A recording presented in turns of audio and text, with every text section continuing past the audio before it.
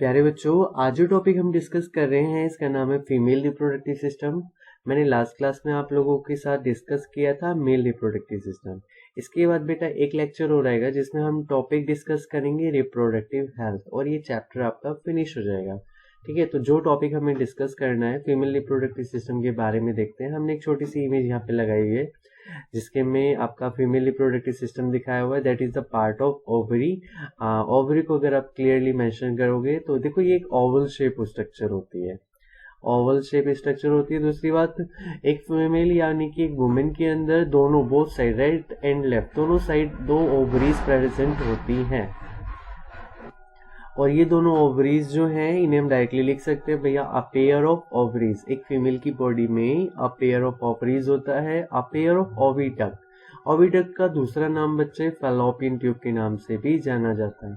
Fallopian tube क्या होता है? फैलोपियन ट्यूब या ओविडक्ट ये एक साइट है at the time of pregnancy होने के लिए, यानी कि वुमेन को प्रेग्नेंट होने के लिए फर्टिलाइजेशन होना जरूरी है। फर्टिलाइजेशन यानी कि मेल और फीमेल गैमेट्स का मिलना, यानी कि fusion of male and female gametes, that is called fertilisation.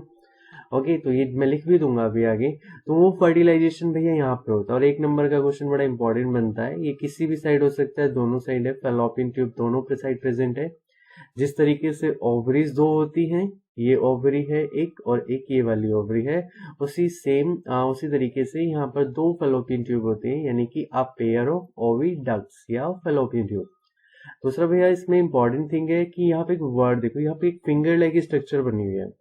ये जो ओवरी है और फैलोपियन ट्यूब है इनके बीच में एक नैरो गैप होता है, और गैप से जो एग रिलीज होता है, क्योंकि आप सभी जानते हैं जो फीमेल की ओवरी होती है उसमें थाउजेंड नहीं, eight the time of birth देखो छोटा सा एक डिफरेंस है, और डिफरेंस बड़ा इंपॉर्टेंट है। इस चीज को आपको हमेशा समझना है, डिस्कस करना, याद रखना है। ठीक है, अब फैक्ट क्या है ये देखते हैं।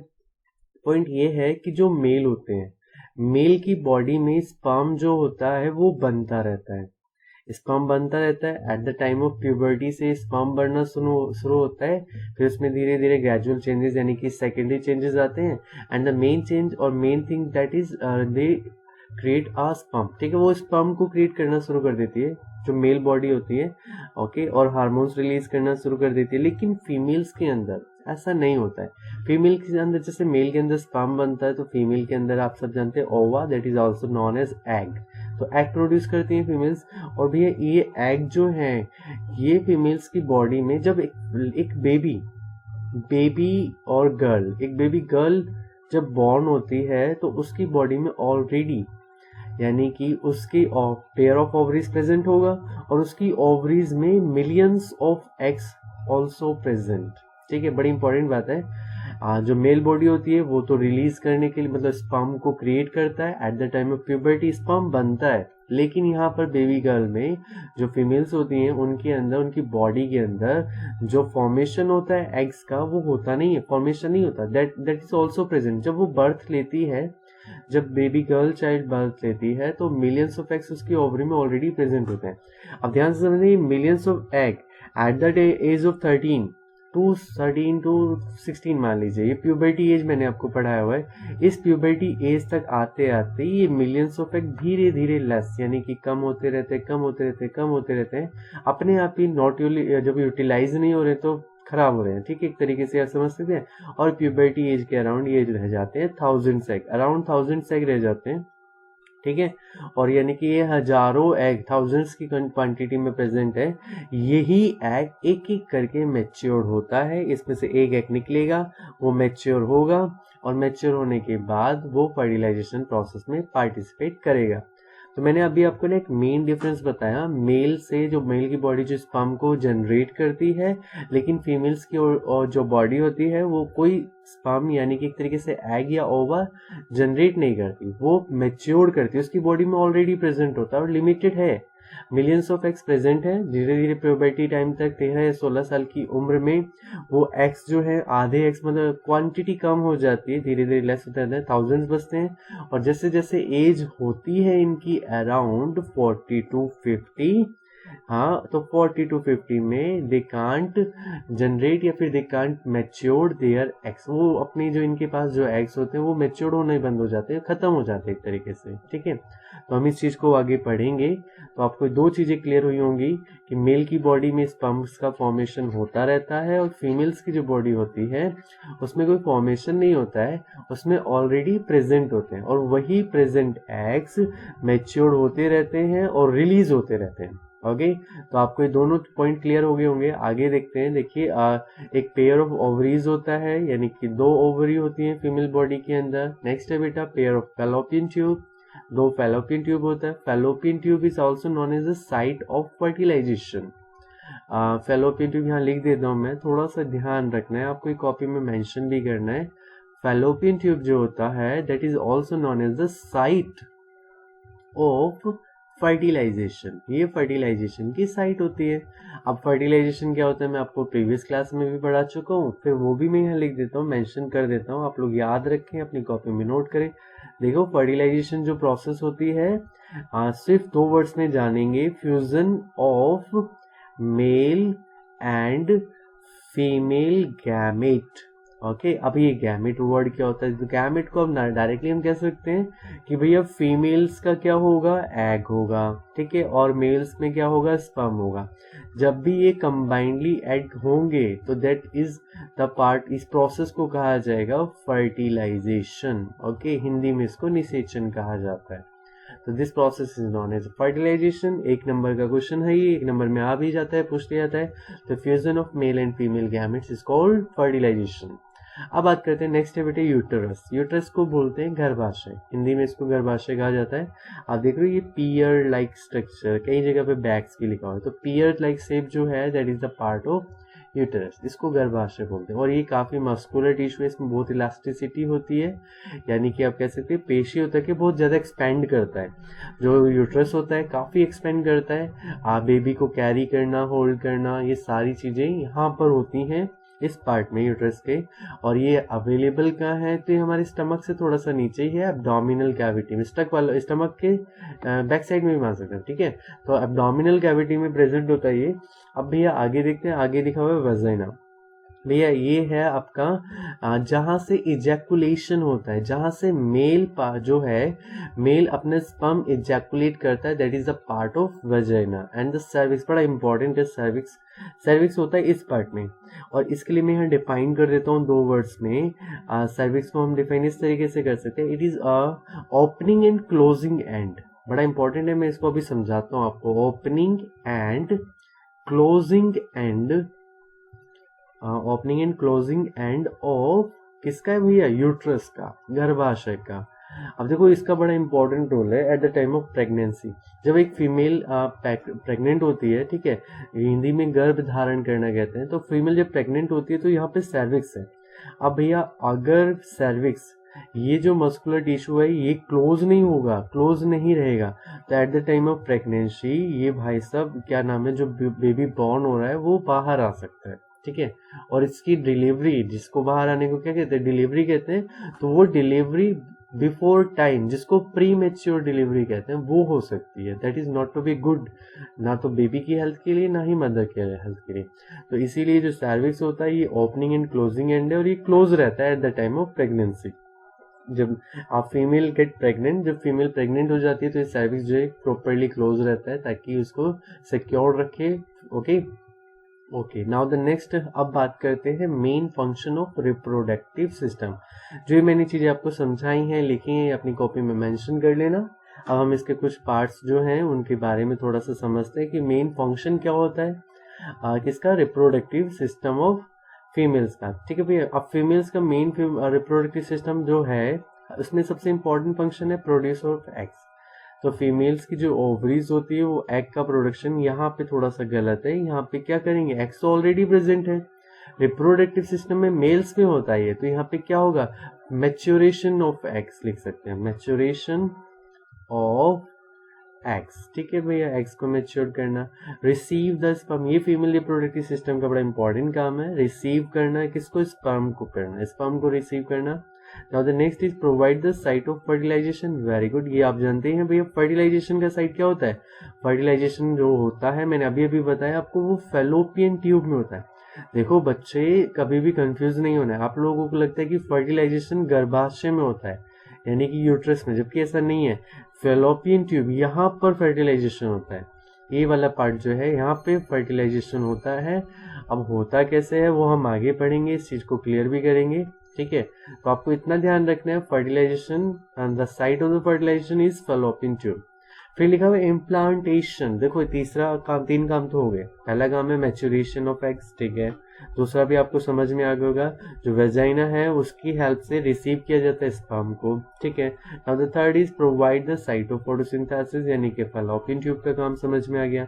इम्प्लांटेशन, इम्प्लांटेशन का मतलब होता है धारण करना, और किसको, ग्रोविंग एम्ब्रायो आफ्टर फर्टिलाइजेशन। मतलब यहाँ पे मेल और फीमेल गैमेट फर्टिलाइज होंगे यानी कि मिल जाएंगे, तो उनके बाद बनता है जाइगोट, और वो जाइगोट भाई यहाँ से आके यहाँ पे एम्ब्रायो यूट्रस में स्टेबल हो जाता है और यहाँ धीरे धीरे ग्रो करना शुरू करता है। तो ये काम किसका हुआ, ये फीमेल रिप्रोडक्टिव सिस्टम का हुआ, ठीक है। तो implantation of growing embryo, development of foetus. Foetus मतलब होता है जो न्यूबॉर्न बेबी है उसकी एक स्टेज है जिसको फीटस कहा जाता है। जैसे प्री मेच्योर बेबी एक तरीके से, सबसे पहले अभी मैं आपको बताऊंगा, सबसे पहले क्या बनेगा यहाँ पे फर्टिलाइजेशन होगा, फिर जाइगोट बनेगा, जाइगोट से फीटस, एंड देन फीटस के बाद embryo, okay, embryo and then foetus. अब देखते हैं आगे लिखा हुआ भैया production of hormones, very important, you know very well. देखो 2 हार्मोन्स प्रोड्यूस करती है फीमेल बॉडी, करती तो बहुत सारे, ऑस्ट्रोजन बहुत सारे हैं, ठीक है।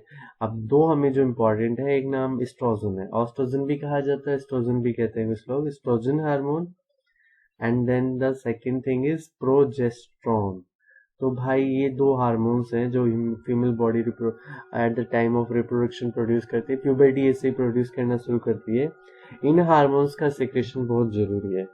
सेकेंडरी और ग्रेजुअल चेंजेस के लिए तो होता है एस्ट्रोजन हार्मोन इम्पॉर्टेंट, ठीक है। जो चेंजेस एक फीमेल की बॉडी में आते हैं that is done by oestrogen hormone.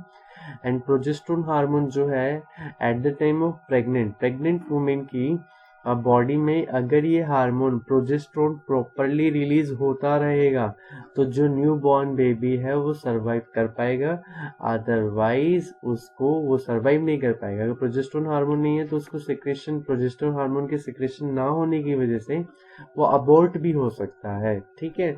तो ये दोनों हार्मोन्स बड़े इंपॉर्टेंट रोल प्ले करते हैं, और ये हो गया फीमेल रिप्रोडक्टिव सिस्टम का फंक्शन। तो आपको फीमेल रिप्रोडक्टिव सिस्टम के पार्ट्स भी समझ में आ गए होंगे और उसका फंक्शन भी समझ में आ गया होगा। अब आगे चलते हैं, आगे पढ़ते हैं हम थोड़ी सी चीजों को। देखो जो मैंने पार्ट्स आप लोगों को समझाए हैं उनके लिए यहाँ पे देखो ओवरी का भी स्ट्रक्चर दिया हुआ है, ओवल शेप ओवरी एक, और एक किधर है, फिम्ब्रे भी दिए हुए हैं। फिम्ब्रे यानी कि ये ओवरी लिगामेंट मतलब एक छोटा सा पार्ट है। लिगामेंट को स्नायु कहते हैं, मस्कुलर टिश्यूज को जोड़ने का काम करता है, मांसपेशियों तक को जोड़ने का काम करता है। एंड यूट्रस आप पढ़ चुके हैं। अब आप देखें यहाँ पे मैंने एक छोटा सा कंसेप्ट लिखा हुआ है, आप इसको यहाँ नोट डाउन भी कर सकते हैं। प्रोसेस है जिसमें आप एक्सप्लेन कर रहे हो फीमेल रिप्रोडक्टिव सिस्टम को। अगर एग्जाम में फीमेल रिप्रोडक्टिव सिस्टम को लिखने का, बनाने का, उसको एक्सप्लेन करने का 5 नंबर का क्वेश्चन आता है, जिसे आप यहाँ नोट्स को प्रॉपर कंप्लीट करके कर सकते हो। तो सबसे पहले लिखा हुआ when a girl is born, जो मैंने आपको समझाया वही चीज यहाँ पे लिखी है। जब एक गर्ल बेबी बोर्न होता है, the ovaries already contain 1000 of immature eggs, ठीक है। जो उनकी ओवरी होती है उनमें ऑलरेडी 1000 या मिलियंस ऑफ एग्स जो होते हैं वो प्रेजेंट होते हैं। ऑन रीचिंग प्यूबर्टी, जैसे जैसे वो प्यूबर्टी में पहुंचते हैं, सम ऑफ दीज स्टार्ट मैच्योरिंग, ये जो ओवरीज होती हैं ये मैच्योर्ड होना, देखो ये एग को मैच्योर करना शुरू कर देती हैं, तो एग को मैच्योर करना शुरू कर देती है। फिर लिखा है भैया 1 egg is produced every month by 1 of the ovaries. देखो एक छोटा सा ये लाइन जो है इसको समझ लेते हैं।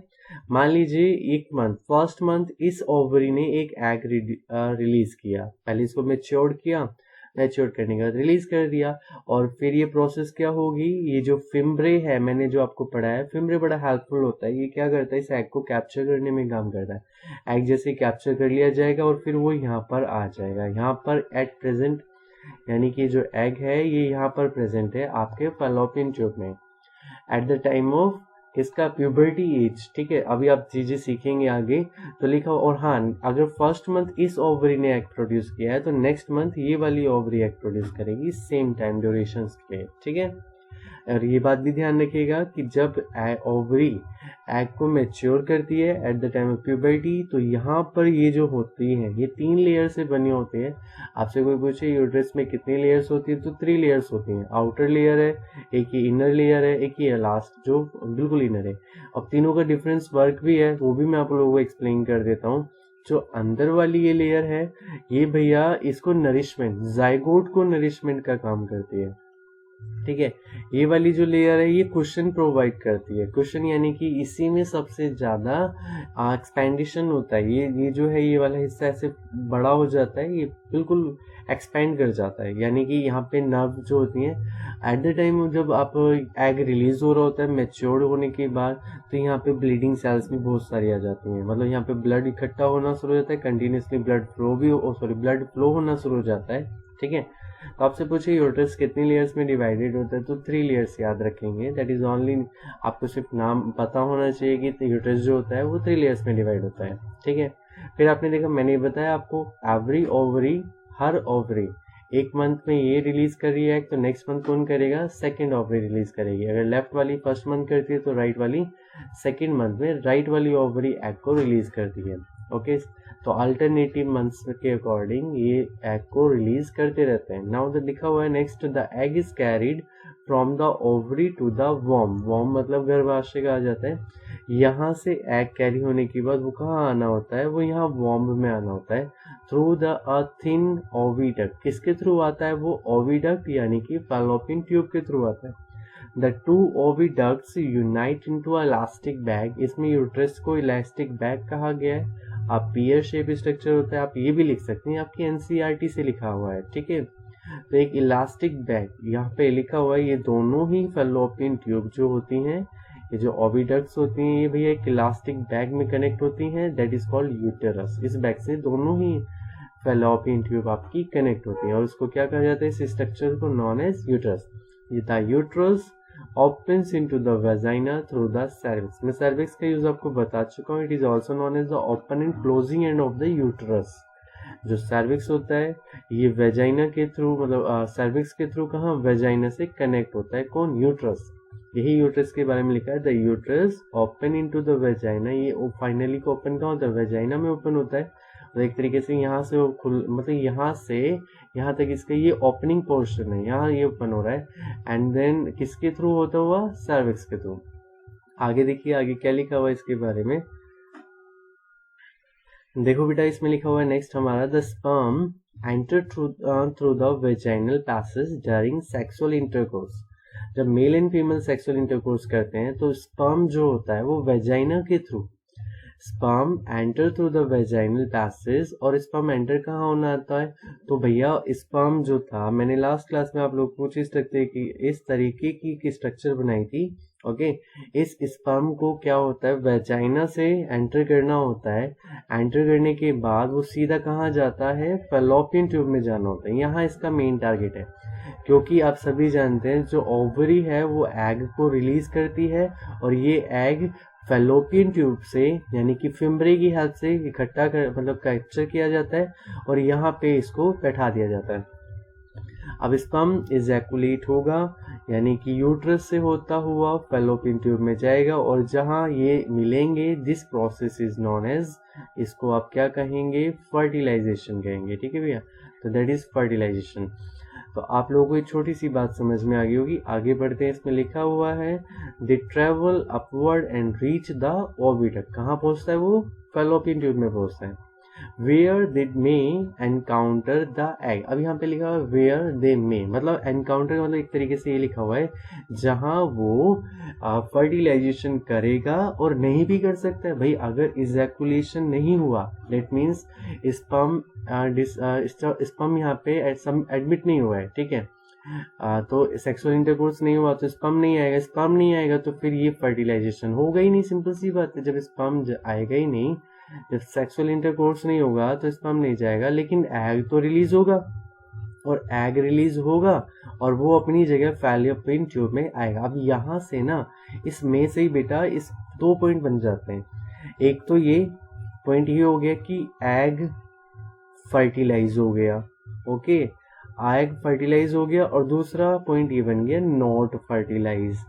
अगर सेक्सुअल इंटरकोर्स होगा तो स्पर्म वेजाइना में डिपॉजिट होगा, डिपॉजिट होने के बाद वो गर्भाशय से यूट्रस से होता हुआ फैलोपियन ट्यूब में जाके क्या करेगा, फर्टिलाइजेशन करेगा। और अगर फर्टिलाइजेशन हो गया तो भाई क्या होगा, जाइगोट बनेगा। जाइगोट से भैया एम्ब्रायो, जाइगोट ठीक कर लेना स्पेलिंग ZYGOT, ठीक है। तो जाइगोट बनेगा, जाइगोट से एम्ब्रायो, और यानी कि एक न्यू बॉर्न बेबी इम्प्लांट हो जाएगा। और अगर केस इसका भी तो होगा कि ये सब प्रोसेस ना हुई तो नॉट फर्टिलाइज, तो फर्टिलाइजेशन नहीं होगा। जब स्पर्म यहाँ पर वेजाइना में डिपॉजिट नहीं होगा तो फर्टिलाइजेशन नहीं होगा, और फर्टिलाइजेशन नहीं होगा तो फिर स्टार्ट होगी मेंस्ट्रुएशन साइकिल। इसके बारे में पढ़ेंगे हम। तो आपको ये दोनों चीजें क्लियर रखनी है दिमाग के अंदर। अगर स्पर्म फर्टिलाइजेशन होगा तो न्यूबॉर्न बेबी बन जाएगा, अदरवाइज यही जो एग है वो मेंस्ट्रुएशन के रूप में बॉडी से, फीमेल की बॉडी से बाहर निकलना शुरू हो जाता है। ओके, वो हम आगे इसमें सिखाएंगे, आपको दिखाएंगे, बताएंगे। आप इसको देखें आगे क्या लिखा हुआ है, द फर्टिलाइज एग। अभी वो वाले केस बता रहे हैं कि एग जो है वो फर्टिलाइज हो चुका है, तो द फर्टिलाइज एग क्या बनाएगा, जाइगोट बनाएगा, और वही जाइगोट गेट इम्प्लांट, मतलब कहाँ पे आके इम्प्लांट हो जाएगा, at the lining of the uterus. वो जाइगोट यहाँ से फर्टिलाइजेशन होने के बाद यहाँ आके बैठ जाता है, कहाँ पर, यूट्रस में बैठ जाता है। आई होप आपको ग्रीन मार्कर क्लियरली शो हो रहा होगा, ठीक है। तो लाइनिंग कहाँ पर, यूट्रस पे, एंड स्टार्ट्स डिवाइडिंग, और धीरे धीरे सेल डिवीजन होना शुरू हो जाता है। जो जाइगोट है वो धीरे धीरे सेल डिवीजन करने के बाद अपने आप को डेवलप करना, ग्रोथ करना शुरू कर देता है। We have seen earlier sections that the mother's body design to undertake the development of the child. वो आप सभी जानते हैं, जो मदर्स की बॉडी होती है यानी कि फीमेल बॉडी इस तरीके से डिजाइन की जाती है कि वो एक जाइगोट को यानी कि यूट्रस में इम्प्लांट कर सके, और धीरे धीरे जब देखो जैसे जैसे बेबी ग्रोथ होता है तो यहाँ पे जो यूट्रस होता है वो एक्सपेंड करना शुरू कर जाता है। एक्सपेंड करने में ये वाला जो मस्कुलर टिश्यू है बिल्कुल पतला हो जाएगा, और ये जो यूट्रस का साइज है वो बड़ा हो जाएगा, ताकि यहाँ पे शिशु जो है यानी कि जो बॉर्न बेबी है वो इजीली क्या कर सके, अपनी ग्रोथ कर सके। आगे लिखा हुआ है hence the uterus prepare itself every month. इसीलिए जो यूट्रस होता है, गर्भाशय जो होता है, वो एवरी मंथ यानी कि हर महीने अपने आप को प्रिपेयर करता है, ठीक है। Uterus prepare itself every month to receive the nurture the growing embryo, ठीक है। किसके लिए, जो न्यू एम्ब्रायो यानी कि जो जाइगोट है वो इम्प्लांट कर जाए और आसानी से अपने आप को ग्रोथ कर सके। The lining thickens and is richly supplied with blood to nourish, और जैसे ही इम्प्लांट कर जाएगा, ठीक है, जो मैं कहानी आपको बता रहा हूँ वो फर्टिलाइज्ड एग की बता रहा हूँ, यानी कि फर्टिलाइजेशन हो चुका। अगर फर्टिलाइजेशन हो गया तो दैट मीन्स आपको ये बात समझ में आ गई होगी कि फर्टिलाइजेशन के बाद यहाँ से जो जाइगोट बनता है वो इम्प्लांट हो जाता है यूट्रस में। यूट्रस में यहाँ पे डेवलप करना, अपने आप की अपनी ग्रोथ करना शुरू करता है, ठीक है। अब देखो ये ग्रोथ जो करना शुरू करता है इसके साथ एक टिश्यू जुड़ जाता है, मस्कुलर टिश्यू, जो इसमें इस टाइम जो जाइगोट यानी कि जिसको आप एम्ब्रायो कह सकते हो, क्योंकि जाइगोट होता है वो इस कंडीशन में जब वो फैलोपियन ट्यूब में होता है, और जैसे ही इम्प्लांट करने के बाद यानी कि गर्भ धारण होने के बाद वो अपने आप को सेल डिवीजन करना, कोशिकाओं में विभाजन करना शुरू करता है, तो वो आपका एम्ब्रायो बन जाता है, ठीक है। जो मैं वर्ड्स बोल रहा हूँ वो आपको अच्छे से समझने हैं। अब इसके बाद हम एम्ब्रायो मतलब जाइगोट का सेल डिवीजन हम पढ़ चुके हैं। अब हम देखते हैं इसमें प्लेसेंटा का क्या काम होता है। प्लेसेंटा आपने सुना होगा या देखा भी होगा 3 इडियट मूवी में। प्लेसेंटा एक मस्कुलर टिश्यू होता है जो, देखो यहाँ पे एक न्यू बॉर्न बेबी हुआ, ठीक है, बॉर्न बेबी यानी कि जो फीटस भी कह सकते हैं, एम्ब्रायो कह सकते हैं। अब एम्ब्रायो से यानी कि एम्ब्रायो या फीटस से यानी यूट्रस को जोड़ता है, ठीक है। यूट्रस को किससे, अब देखो जो जाइगोट है वो यहाँ पे इम्प्लांटेड है, धीरे धीरे वो डेवलप कर रहा है, एक छोटा बॉर्न बेबी बनता जा रहा है इस पोर्शन में। तो इस बेबी को कुछ नरिशमेंट चाहिए होगा खाने पीने की एक तरीके से, ठीक है। तो इसका जो नरिशमेंट है, इसकी बॉडी की ग्रोथ के लिए जो नरिशमेंट है वो एक टिश्यू के द्वारा सप्लाई किया जाता है। और ये बात भी आपको ध्यान रखनी है, जो इस बेबी का वेस्ट जो होगा वो माँ के ब्लड में डिसॉल्व कर दिया जाता है, किसकी हेल्प से, प्लेसेंटा की हेल्प से। तो ये दोनों ही काम परफॉर्म करता है प्लेसेंटा। प्लेसेंटा का काम क्या है, the embryo gets nutrition from the mother's blood with the help of a special tissue called placenta. जो एम्ब्रायो होता है वो माँ से, मदर्स के ब्लड से, ठीक है, क्या करता है, न्यूट्रिशन को गेट करता है। मतलब जो उसका पोषण है जिससे वो ग्रोथ कर रहा है वो अपनी मदर्स के ब्लड से गेट करता है, और वो भी किस स्पेशल टिश्यू की हेल्प से, प्लेसेंटा की है।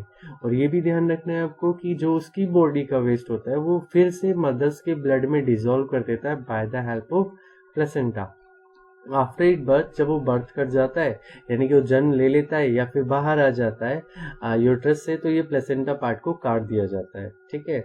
और इसके जो अवशेष होते हैं, यहाँ पे जो पार्ट होता है प्रॉपरली साफ कर दिया जाता है, यहाँ से निकाल दिया जाता है बाय द डॉक्टर्स, ठीक है।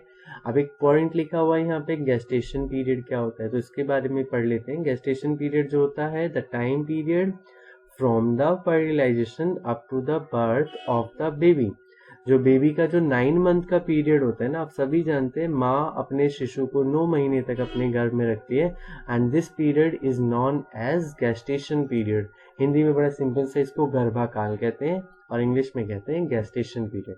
अब आपको मैंने वो केस तो समझा दिया जिसके अंदर एग जो है वो फर्टिलाइज कर गया। एग फर्टिलाइज कर गया तो भाई जाइगोट बन गया, जाइगोट बन गया तो डेवलप करके एम्ब्रायो बन गया, ठीक है। ये चीजें तो हमने समझ ली। अरे ये लिख लेना आप लोग, मैं वीडियो को पॉज करके लिख लेना।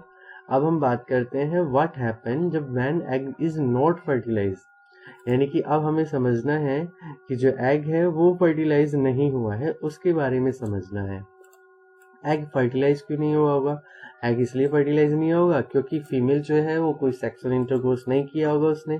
और फिर दूसरी बात, जो इजैकुलेशन या फिर नॉर्मली लैंग्वेज में कह सकते हैं कि यहाँ पर स्पर्म का डिपॉजिट नहीं हुआ है, स्पर्म डिपॉजिट नहीं हुआ, दैट मीन्स तो यहाँ पर क्या हुआ, फर्टिलाइजेशन नहीं हुआ। और अगर फर्टिलाइजेशन नहीं होता है तो देखो मैंने आपको बताया, यही इसी प्रोसेस को मेंस्ट्रुएशन साइकिल कहा जाता है, ठीक है। जो एवरी मंथ 2 यानी कि 2 से 8 डेज तक फीमेल्स की बॉडी में होती है, ठीक है। तो इस मेंस्ट्रुएशन साइकिल का बनने का मतलब है क्या, आपको इतना समझ में आ गया कि एक जो ओवरी है वो एवरी मंथ एक एग रिलीज करती है। इस मंथ इस ओवरी ने एग रिलीज किया तो नेक्स्ट मंथ ये वाली ओवरी एग रिलीज करेगी। इतनी कहानी आप समझ चुके हैं। फिर उसके बाद मैंने आपको बताया after the releasing of egg, ये एग जो है वो कैप्चर कर लिया जाता है फैलोपियन ट्यूब से, ठीक है। फैलोपियन ट्यूब इसको कैप्चर करने के बाद यहाँ पर स्टेबल कर देती है कुछ टाइम के लिए। जैसे जैसे यहाँ पे स्टेबल होता है उसी सेम प्रोसेस में बेटा यहाँ पर ये जो यूट्रस है ये अपने आप को प्रिपेयर करना शुरू कर देता है।